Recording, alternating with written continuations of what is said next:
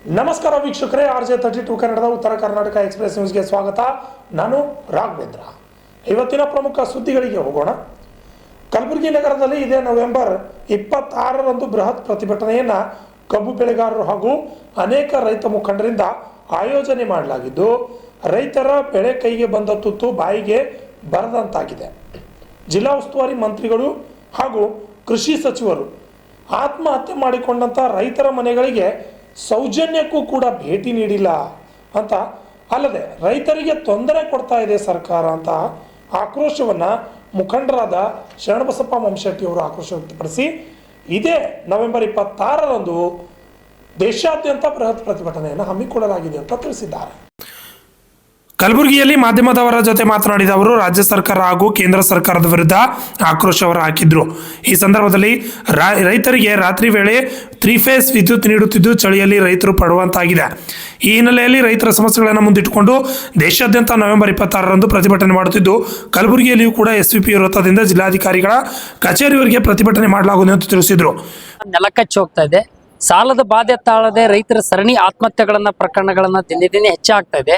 ಗುಲ್ಬರ್ಗ ಜಿಲ್ಲೆಯಲ್ಲಿ ಹತ್ತಿ ಬೆಲೆ ಕುಸಿದಿರೋದ್ರಿಂದ ತೊಗರಿ ಬೆಳೆ ಕೈಗೆ ಬಂದ ತುತ್ತನ್ನ ಬಾಯಿಗೆ ಬರಲಾರದ ಕಾರಣಕ್ಕಾಗಿ ಏಪ್ರಿಲ್ದಿಂದ ಇಲ್ಲಿವರೆಗೂ 33 ಜನ ರೈತರನ್ನ ಆತ್ಮಹತ್ಯೆಗಳನ್ನ ನಡೆದಿದ್ದಾರೆ. ಆದ್ರೆ ಗುಲ್ಬರ್ಗ ಜಿಲ್ಲೆಯಲ್ಲಿ ಸಚಿವ ಸಂಪುಟ ನಡೆದಿರ್ತಕ್ಕಂಥ ಸಂದರ್ಭದಲ್ಲಿ ಇವತ್ತು ಕೃಷಿ ಮಂತ್ರಿಗಳು, ಉಸ್ತುವಾರಿ ಮಂತ್ರಿಗಳು ರೈತರ ಆತ್ಮಹತ್ಯೆ ಮಾಡ್ಕೊಂಡಿರ್ತಕ್ಕಂಥ ರೈತರ ಕುಟುಂಬಕ್ಕೆ ಸೌಜನ್ಯಕ್ಕಾದರೂ ಕೂಡ ಸಾಂತ್ವನನ್ನ ಹೇಳ್ತಕ್ಕಂಥದ್ದು, ಭೇಟಿ ಕೊಡ್ತಕ್ಕಂಥದ್ದು ಮಾಡಲಾರ್ದು ಇವತ್ತು ಇಡೀ ರೈತ ವಿರೋಧಿ ಧೋರಣೆ ಅಂತಕ್ಕಂಥ ಮಾತನ್ನ ರಾಜ್ಯ ಮತ್ತು ಕೇಂದ್ರ ಸರ್ಕಾರದ ಧೋರಣೆಯನ್ನ ಖಂಡಿಸ್ತಾ ಇದೀವಿ. ಆತ್ಮಹತ್ಯೆ ಮಾಡ್ಕೊಂಡಿರ್ತಕ್ಕಂಥ ರೈತರ ಕುಟುಂಬಕ್ಕೆ ಪರಿಹಾರ ಕೊಡಬೇಕು. ಇವತ್ತು ಡಾಕ್ಟರ್ MS ಸ್ವಾಮಿನಾಥನ್ ಆಯೋಗದ ವರದಿಯ ಪ್ರಕಾರ C2+50% ಅನ್ನು ಸೇರಿಸಿ ಮಿನಿಮಮ್ ಸಪೋರ್ಟ್ ಪ್ರೈಸ್ ಇವತ್ತು ಈ ಬೆಂಬಲ ಬೆಲೆಯನ್ನ ನಿಗದಿ ಮಾಡಬೇಕು ಅಂತಕ್ಕಂಥ ಮಾತನ್ನ ಒತ್ತಾಯ ಮಾಡ್ತಾ ಇದ್ದೀವಿ. ಹಾಗಾಗಿರೋದ್ರಿಂದ ವಿದ್ಯುತ್ ಇವತ್ತು ಪರಿಸ್ಥಿತಿ ಏನಾಗಿದೆ, ರೈತರಿಗೆ ರಾತ್ರಿ ವೇಳೆಯಲ್ಲಿ 3 ಫೇಸ್ ಅನ್ನ ವಿದ್ಯುತ್ ಕೊಡ್ತಾ ಇದ್ದಾರೆ. ರಾತ್ರಿ ವೇಳೆಯಲ್ಲಿ ವಿಷಕಾರಿ ಹುಳಗಳನ್ನು ಓಡಾಟ ಮಾಡ್ತಕ್ಕಂಥದ್ದು, ರೈತರ ಜೀವಕ್ಕೆ ಅಪಾಯ ಆಗ್ತಕ್ಕಂಥದ್ದು, ರೈತರ ಜೀವ ಕೈಯಲ್ಲಿ ಹಿಡ್ಕೊಂಡು ಚಳಿಯಲ್ಲಿ ಹೋಗಿ ನೀರು ಕಟ್ಟಬೇಕಾದಂಥ ಪರಿಸ್ಥಿತಿ ನಿರ್ಮಾಣ ಆಗಿದೆ. ಟ್ರಾನ್ಸ್ಫಾರ್ಮರ್ಗಳನ್ನು ಸುಟ್ಟರೆ ಯಾವುದೇ ಕಾರಣಕ್ಕೂ ಟ್ರಾನ್ಸ್ಫರ್ಗಳನ್ನು ಕೊಡ್ತಾ ಇಲ್ಲ, TCಗಳನ್ನು ಕೊಡ್ತಾ ಇಲ್ಲ. ರೈತರ ಹೆಸರಿಗೆ ಮಾತ್ರ ಇವತ್ತು ಟ್ರಾನ್ಸ್ಫಾರ್ಮ್ ಬ್ಯಾಂಕ್ ಅಂತಕ್ಕಂಥದ್ದು ಮಾಡಿದ್ದಾರೆ. ಆದ್ರೆ ಆಯಿಲ್ ಇಲ್ಲ, ಕುಂಟು ನೆಪ ಹೇಳ್ತಾರೆ, ಟ್ರಾನ್ಸ್ಫಾರ್ಮ್ ಸ್ಟಾಕ್ ಇಲ್ಲ ಅಂತಕ್ಕಂಥದ್ದು. ರೈತರ ಬೆಳೆಗಳನ್ನ, ನೀರಾವರಿ ಬೆಳೆಗಳು, ತರಕಾರಿ ಬೆಳೆಗಳನ್ನ ಒಣಗಿ ಹೋದ ಬಳಿಕ ಇವತ್ತು TCಗಳನ್ನು ಕೊಡಿಸ್ತಕ್ಕಂಥ ಪರಿಸ್ಥಿತಿ ಇವತ್ತು ನಾವು ಕಾಣ್ತಾ ಇದೀವಿ. ಒಟ್ಟಾರೆ ಅಂತ ಕೇಳಿದ್ರೆ ರಾತ್ರಿ ವೇಳೆಯಲ್ಲಿ ಕೊಡ್ತಕ್ಕಂಥ ವಿದ್ಯುತ್ತನ್ನು ಹಗಲು ವೇಳೆಯಲ್ಲಿ ಕೊಡಬೇಕು. ವಿದ್ಯುತ್ ಖಾಸಗೀಕರಣ ಮಾಡ್ತಕ್ಕಂಥ ನಿಲ್ಲಿಸಬೇಕು.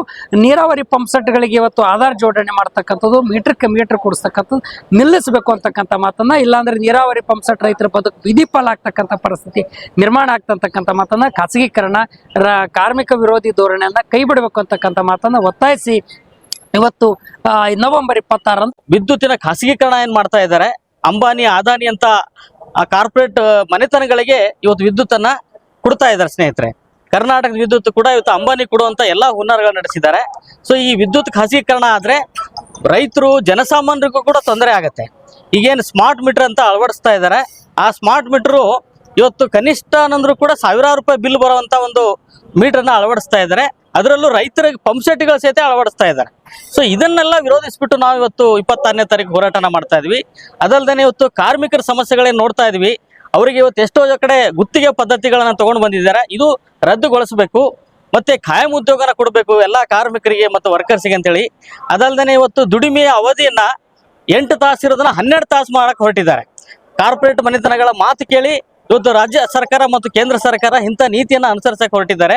ಸೊ ದುಡಿಮೆ ಅವಧಿಯನ್ನ 8 ತಾಸು ಹೋರಾಟ, ಇದು ಒಂದು ದುಡಿಮೆ ಅವಧಿನ 8 ತಾಸು ಮಾಡಿದ್ದು ಹೋರಾಟದಿಂದ ಬಂದಂತ ಹಕ್ಕದು, ಕಾರ್ಮಿಕರಿಗೆ ಬಂದಂತ ಹಕ್ಕು. ಆ ಹಕ್ಕನ್ನ ಇವತ್ತು ದಮನ ಮಾಡುವಂತ ನೀತಿಯನ್ನ ಕೇಂದ್ರ ಸರ್ಕಾರ ಅನುಸರಿಸ್ತಾ ಇದೆ. ಸ್ನೇಹಿತರೆ, ಇವೆಲ್ಲ ಕೇಂದ್ರ ಕಾರ್ಮಿಕ ಸಂಘಟನೆಗಳಿಂದ ಮತ್ತು ಸಂಯುಕ್ತ ಕಿಸಾನ್ ಹೋರಾಟ ಸಮಿತಿಯಿಂದ ಈ ಒಂದು ಸಮ್ಮೇಳನ, ಅದು ಪ್ರತಿಭಟನೆ ನಡೀತಾ ಇದೆ 26ನೇ ತಾರೀಕು.